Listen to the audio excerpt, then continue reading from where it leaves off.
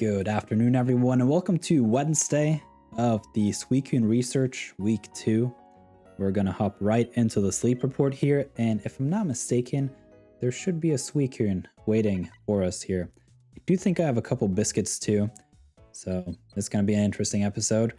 I am also gonna talk a little bit about my team setup this week. It's been an interesting one. I haven't really cooked much. I got desserts this week. Overall, my team is the strongest during salads, and I did not want to reset another week for salads because last week I spent 10 ZZZ tickets just to roll salad once, which was crazy. And so, yeah, I've also updated the widget here the past couple of days, and the Hopes and Dreams simulator is coming back, new and revised. It is awesome, let me tell you. And I see that one leg of this week here. Got 10 encounters today because of the incense and the good camp ticket. Got Top Belly Slowbro. I like it. I want this candy. I do have a strong Slow King contestant, and I have a decent Slowbro. So this is awesome. We have 2 Slowpoke and the Top Belly Slowbro. We have a Ditto. We have another Slowbro. Cozy Duo Sleep. They do come in pairs, don't they? Dratini is nice. I just talked in the free-to-play episode how about I never find Dratini here at Lapis Lakeside on my primary account, and here it is. Weepin' Bell, Bayleaf, and Togetic. A lot of cool... Yeah, Suicune too. Let's not forget. So, it will be interesting too. I put a friend incense on. It's gonna be interesting to see if the Suicune is hungry. If there's a random chance for this to be like equally distributed. There are 2 chances, 2 guaranteed hungries. One from the good camp ticket, one from the incense, the friend incense. And so 1 in 5 chance for this Suicune to be hungry. And that's going to be nice if so. Give it to his game. The Bayleaf. The Togetic. The Slowbro. And that's it.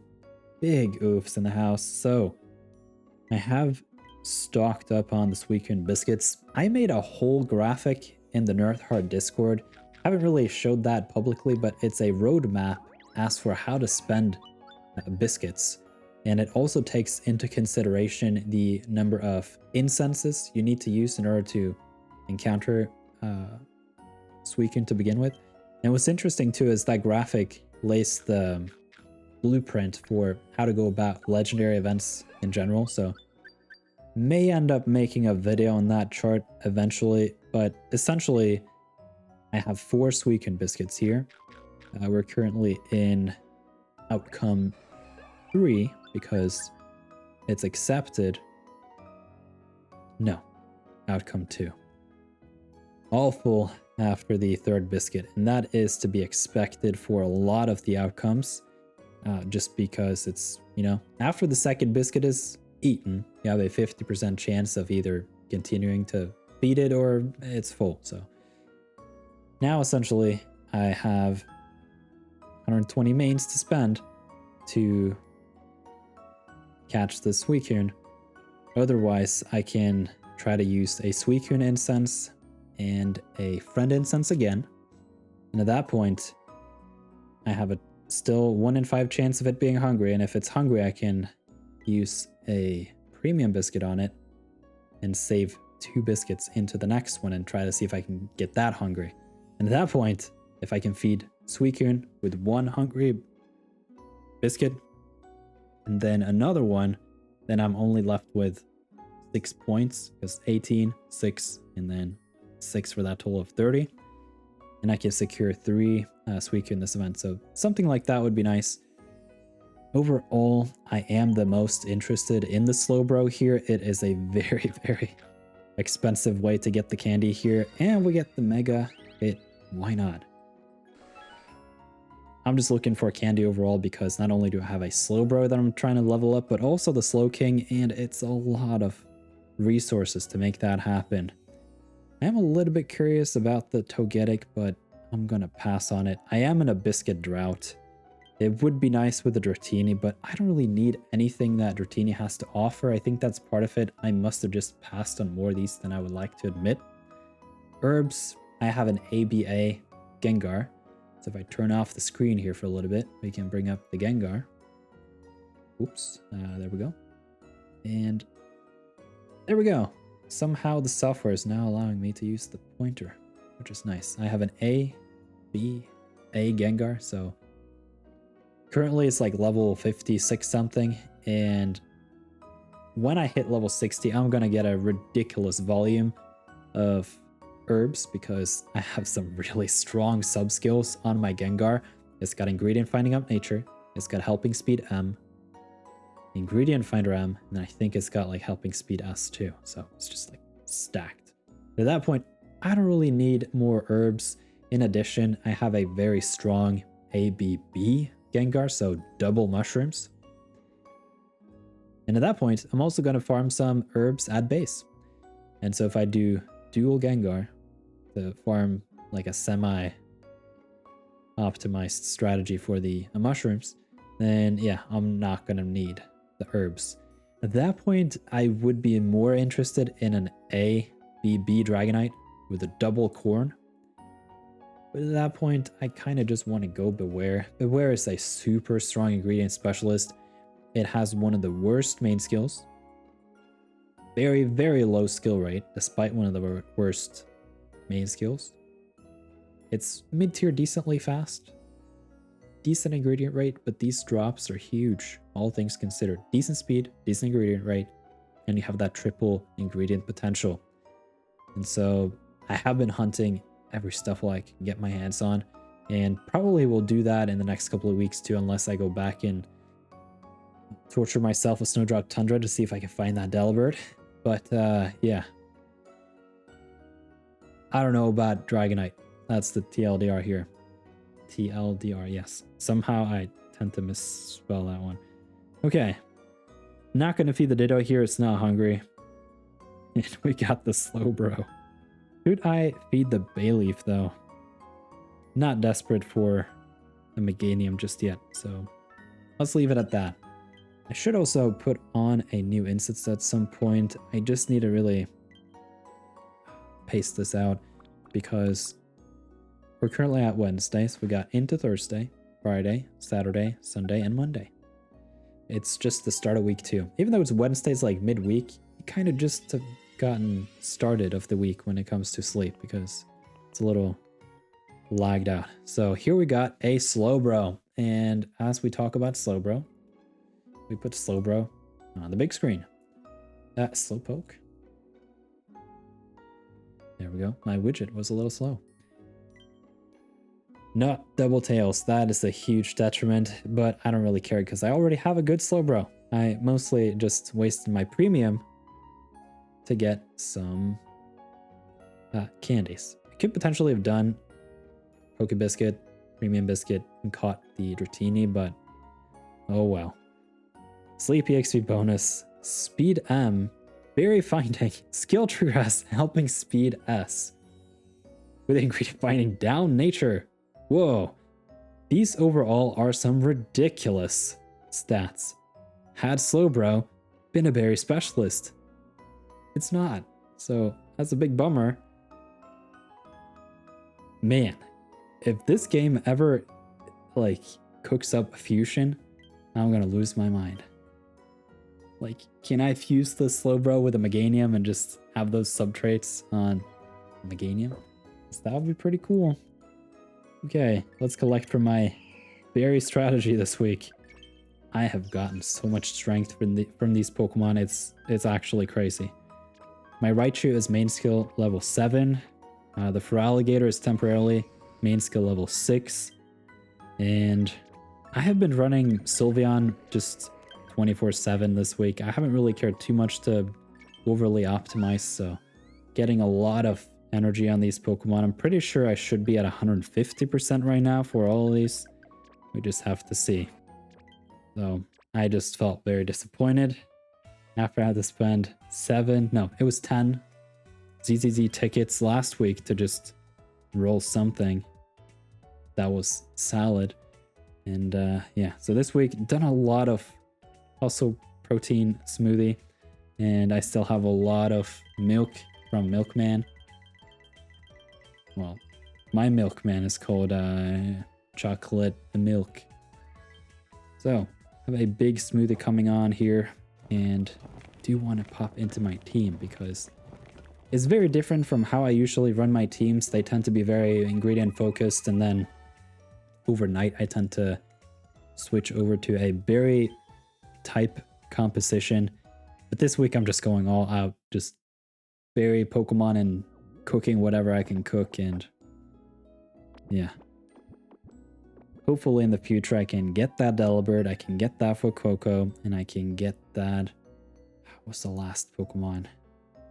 There's some other ingredient I don't have for the search, and I'm sad about it. Corn, yes. So, Beware, I need for Coco, and I also need the Delibird. And at that point, I would be super solid set for salads and desserts, and then I'll have to tackle curries next.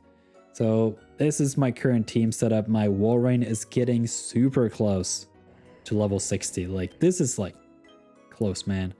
I do look forward to it. It would be nice to have it done sometime this week, which seems to be going quite nicely.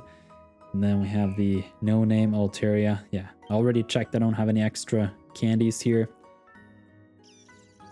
Raichu is far away from 58, and Sylveon is starting to rack up quite a bit of candies for that next leg up in level. So I do look forward to push my Sylveon to level 65, 70, and eventually level 75 when I get another skill trigger. And then level 100, the Sylveon is going to be cracked. Overall, I do think I could have potentially found a Sylveon that would not have the skill level up M, but maybe some other traits, but it's just so many things are going in the favor of the Sylveon that to an extent I can't really care too much about that, because main skill chance up nature is huge. Skill trigger M in combination is like great. And then later on I have the helping speed S and the skill trigger S, which is like god tier.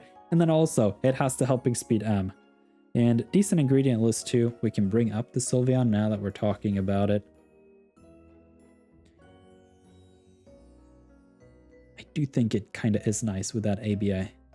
So one thing that I was a little bit curious about, I don't know. This is a little bit experimental. Oh, that was the pointer. There we go.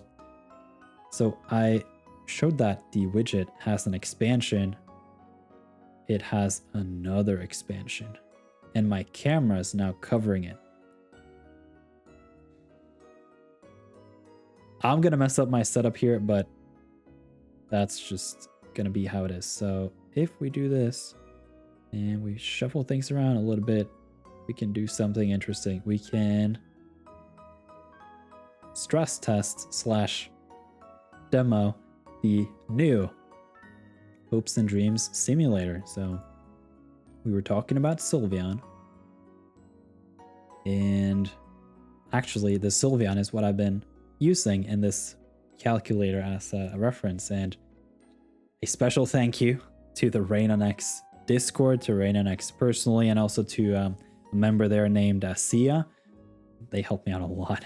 I did not understand how frequency was influenced by level up. I knew that there was some sort of mechanic, if it was some percentage or a fixed number or something, and got the answer to that today. So it's a whole formula. It's not too complicated, but that was a huge help. And that essentially allowed me to make a perfect model here. It just models what's in the game to an extent. So all of the data when it comes to the ingredient rate and skill rate and everything, it is linked in the video description on all of my videos. It goes directly to RaenonX. Some of this stuff is from Serebii. And I have sourced some of this information too, but it's just not as much. So usually I just like to credit those two for all of it. But yeah, what's interesting here with the Hopes and Dreams simulator now is you can see, oh yeah, the pointer works. Nice. This is the base rate. With level 60, helping speed S, this is the frequency. And if I turn on the game, you can see the frequency is exactly that. 35 minutes and 32 seconds. 35 minutes and 32 seconds. Maybe we can do another live example just for the sake of it. What about the Feraligatr? So I'm gonna click on here. I'm just gonna click in the Hopes and Dreams Simulator too. Man, I can't show you both of these at the same time, can I? Man, I need to think about this. So this is a live demo. Just, I think some of you will find this extremely interesting. Others may pass and skip to the next video tomorrow. But this is some really groundbreaking stuff. And overall, you have some interesting content coming your way. So let's have a look at the Orondile. It actually does not have a single ribbon. That's what those hours are. Level 10 is berry finding. There we go.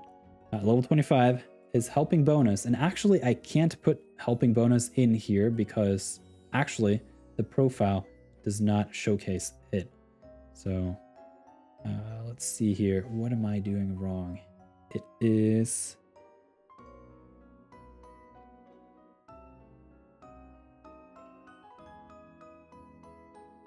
Oh yeah, I forgot to edit this one. It should be for alligator. So funny, man. All right, there we go. And then it has the bashful nature. Oh man, that was close. Okay, so it's like super almost there. So this is what my game shows. 43 minutes, 1 second. That's basically a rounding error. So it's as close as I can get it, but yeah. It's got the berry finding, and then if we put in the helping bonus too, that will edit this one, but then it's not the in-game number we have to compare it to. It is the stats here, which showcases for alligator at 40 minutes and 51 seconds. 40 minutes and 53 seconds. So there's some rounding error here, but it's super accurate. I, for one, am super happy I managed to piece this together. And overall, it's going to make the game a lot more interesting to cover because we can really go in depth now with a lot of these guides. And one thing that I've even considered is making a huge discussion video for every single Pokemon in the game. Talk a little bit about the highlights that I've written about in my Pokemon articles for the website that I'm working on, and maybe get some feedback from you guys and really polish those articles even more so. And this tool right here is going to help us with that. The only thing I'm thinking about too is, so yeah, here's the whole discussion that I was contemplating having a separate video for, but we're just going to do it here quick and dirty. So one of the things that I find currently with the metagame of Pokemon Sleep and the way that it's being discussed is that mono ingredient lists for ingredient specialists, I find them to be overrated in certain aspects. And one of the reasons for that is, prime example, Quaquaval. Let's have a look at Quaquaval again, because it's just a great example. That B ingredient at level 30 is a low value. I think the reason why it is at 2 is because Quaquaval would be absolutely busted if it was 3. But the difference here between 5 beans and 2 leeks is massive in the average value of the drop. Now, maybe perhaps across all 3 levels here, it evens out a little bit. Like, let's say you have A, B, B. But that is one of the things that I want to consider building into this info box here, which is just a help to myself as I use this new tool. And then eventually maybe I can add some more buttons or drop-down menus or something, so that as we talk about the Pokemon from the widget part of it, we have the expansion. We can also look at some of these average values and compare them. What that will allow us is to consider the ingredient bag space of the game, and also to scout for certain ingredient lists that are surprisingly strong despite not being mono, or perfect meta. I think, for example, with Quaquaval, it is a very high likelihood that the AAB long-term is the overall best ingredient list for Quaquaval. Now, it very much differs from the mono. Obviously, you can have mono beans on the Quaquaval, and leeks currently is a rare ingredient. It just does not show up at level 1. I'm hoping that at some point they do a Farfetch'd justice and let Farfetch'd be the triple leek. Like, they cannot pass on that opportunity to put Farfetch'd in a game which cooking is heavy, where leek is one of the main ingredients. Either way, ABB is usually the ingredient list that is targeted on Quaquaval just because that leek production is so high compared to other Pokemon.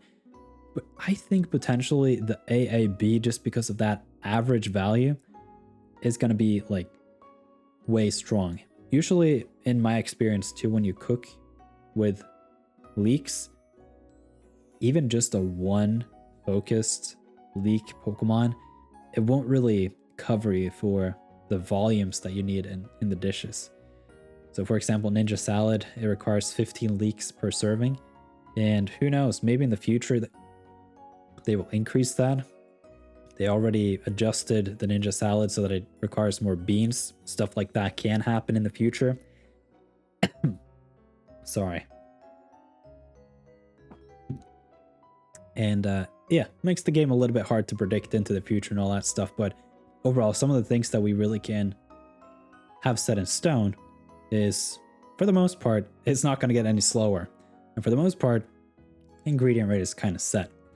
And so at that point, you kind of just care about the types of ingredients you get. But then my whole point here, which is something I just want to elaborate on going into the next couple of weeks here with the content, is I think there's something going on here with the average value of the productions that is just overlooked in the way we play the game right now. And that's going to be interesting to explore because, whoa, I did not, yeah. So it is a Google Spreadsheet, as you just saw. I meant to use my, now it does not want, why? Okay, let's just hide that. Bad widget. Okay. You guys have any thoughts on that? You think that there are potentially secret ingredient lists or untapped potential by having a strong ingredient specialist going for the ingredient list with the highest average value? Because for most Pokemon, or not most, like a lot of Pokemon, their mono ingredient list is the highest value. Other times it's definitely not. And what I find interesting too is then some of these ingredient lists may uncover that the actual odds of finding a favorable ingredient list, like for example for Ditto, heard Brovinnie the other day say that the best ingredient list for Ditto is simply a list where you have tails. With that has as a consequence is then 1 in 3 Ditto have the best ingredient list. And if you compare 1 in 9 to 1 in 3, you find 3 times as many like possible Dittos to choose from.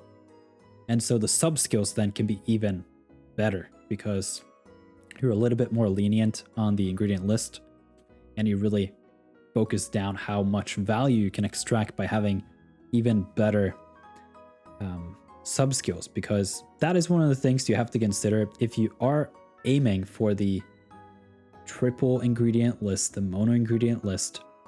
This B ingredient has a 2 in 3 chance of rolling, and this one has a 1 in 3. They're just weighted differently. So it's not 50-50 here. It's 1 in 3, 2 in 3. So you have 1 in 3 multiplied, and here it's even. So it's 1 in 3 by 1 in 3, which is 1 in 9. 1 in 9 is very low odds. So if you then on top of that want to find good sub skills, you have to excuse me, you have to compromise a little bit And I know that we have all seen the chart of like the multiplier. If you have ingredient up nature, you have ingredient finder M and ingredient finder S combined. That multiplier is 1.848, which is close to 2 times the base value. What does that mean? Now, Cucuevo has a base rate of 23% here on the ingredient rate. If you add all those ingredient finding traits, then this number is almost doubled. What this updated widget will let you do is to actually see that in action. So Rash Nature, one of the best natures for ingredient specialists, we can put ingredient finder M and ingredient finder S here. And what do we see? 42.87% on the actual ingredient rate when you adjust for these traits. And that is ridiculous, especially with a speed here too. Let's say we put the Cucuevo at level 60, just busted. Gets a little bit faster, but it also unlocks that helping speed M.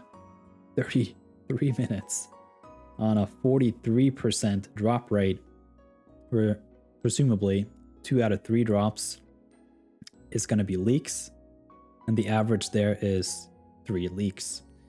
And so, yeah, you basically just find 2 leaks every production, and the actual rate of the ingredient rate is 42. That became a whole lot of numbers, but on average then, close to it, every production you get a leak, essentially. Something like that. And 32 minutes is fast, so. Yeah, just something to think about, and now I've showcased and demoed some of these tools that I've been developing, so super curious to hear what you guys think in the comments about this. And I'll talk to you guys tomorrow. Leave a like if you enjoyed it. I would greatly appreciate it. I never ask for the likes, but I see it in the analytics. I probably should do that more. So talk to you guys tomorrow.